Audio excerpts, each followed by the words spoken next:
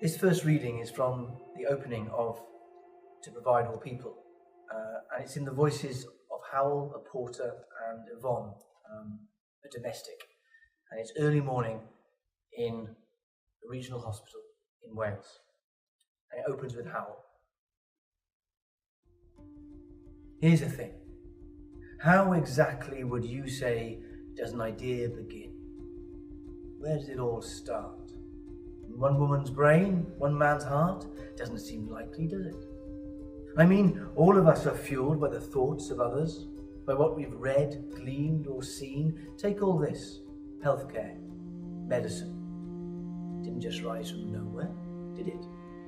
Someone, somewhere, I always think, back across the millennia, must have been the first to lay a hand on the wound of a stranger.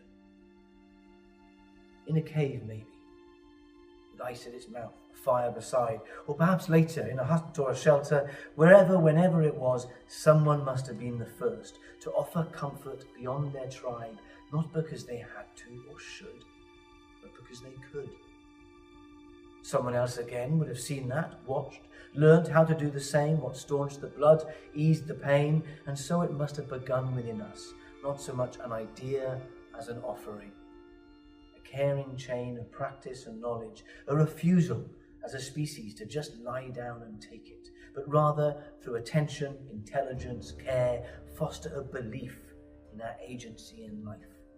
Our ability to pit our empathy and wit against sickness, disease and death, the trials of the body and the brain, to say when our health goes south, no, not this.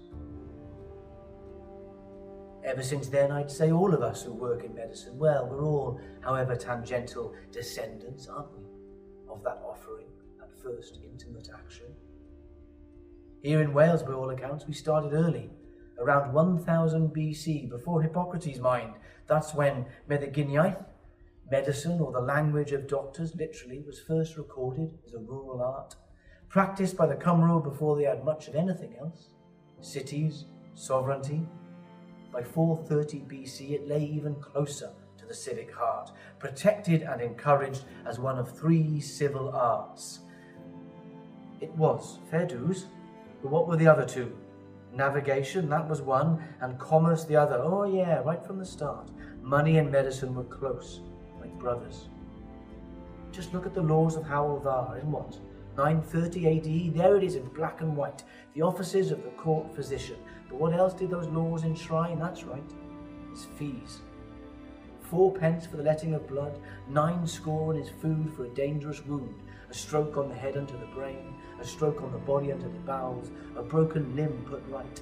4 pence again for herbs to ease a pain, 12 pence for an ointment of red, 1 legal penny for his light every night, and 1.5 for his daily bread.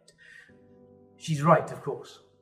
There's no denying the ideas that make us meet in us too, conjoin, get all wrapped up in each other until to imagine them apart, pulled asunder, well, would be more vision than thought.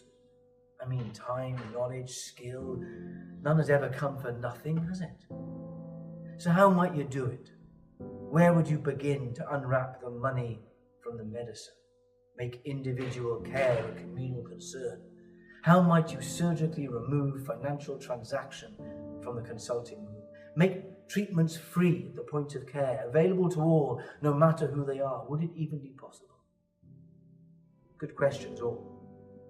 But before you can solve them, you need someone to ask them, and that, I'd argue, is when sometimes one person can be the difference. Not to have the idea as such, but yes, to change its direction, maybe, who knows, even where it lands, the final destination.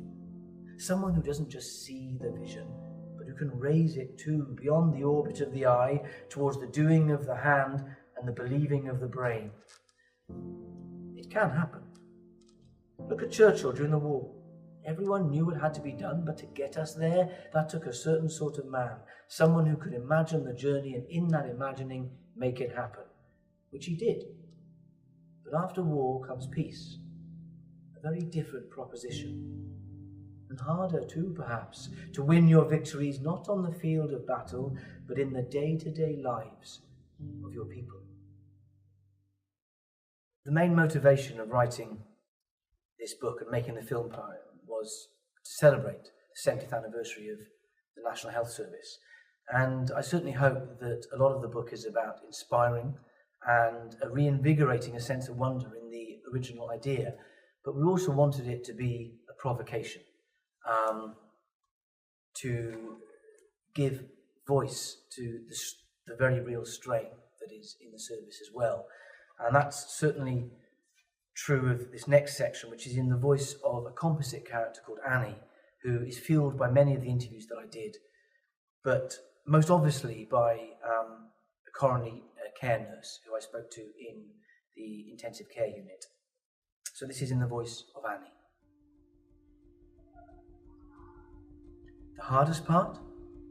Being so short-staffed, that's what I'd say. And that's only getting worse now, isn't it? I mean, we've had amazing Spanish nurses here, and Portuguese, Romanian, Italian, but now with Brexit, well, they've either gone or are thinking of going, while the new trainees from those countries, they've just stopped applying. It isn't just the stress all that brings, the lack of attention you can pay, but also what it does to the way that we work. When you get overstretched, and when there are cuts, it becomes territorial, everyone looking out for their own department, until instead of collaboration, you're thinking more in terms of protection. So yeah, it does get frustrating when everyone's working so hard above and beyond to see so many bad stories in the press about the NHS, especially when in terms of patient experience, it's overwhelmingly positive. I mean, think how many people it treats every day who have no reason to complain. But those stories, well, they don't make headlines, do they? Then added to those stories in the press, there's all the other kinds of pressure, pay freezes, nurses losing their bursaries, cuts in social services. I don't know. Sometimes it seems it's like they want us to break. But then you stop and think, surely they can't want that.